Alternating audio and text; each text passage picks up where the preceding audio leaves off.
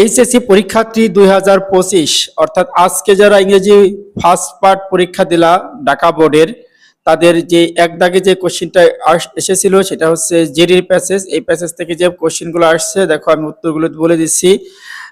এক নম্বরে যেটা আসছিল যে জেরিস স্ট্র্যাটেজি ওয়াজ, অর্থাৎ এখানে আনসারটা হবে ইনবর্ন অর্থাৎ 3 দাগ, আর বি দাগে আনসারটা হবে উইলিংলি অর্থাৎ 4 দাগ। আচ্ছা, এরপরে আমরা সি দাগটা দেখো, সি দাগে আনসার হবে 1 অর্থাৎ ডিসিপশন, আর ডি দাগে আনসার হবে এটা হবে 1 অর্থাৎ রিপেয়ার, আর ই দাগে আনসার হবে আমাদের 4 দাগ অর্থাৎ রেসপন্সিবিলিটি, আর এফ দাগে আনসার হবে 3 অর্থাৎ সাউন্ড অফ কাটিং উড, আর জি দাগে আনসার হবে আমাদের এখানে হবে 1 দাগ অর্থাৎ স্মল ইনক্লোজ স্পেস, আর এইচ দাগে আনসারটা হবে আমাদের 4 অর্থাৎ ফ্রিডম, আর আই দাগে আনসারটা হবে আমাদের 3 অর্থাৎ আপরাইটনেস, আর যে দাগে আনসারটা হবে 1 অর্থাৎ ফর 4 ইয়ার্স।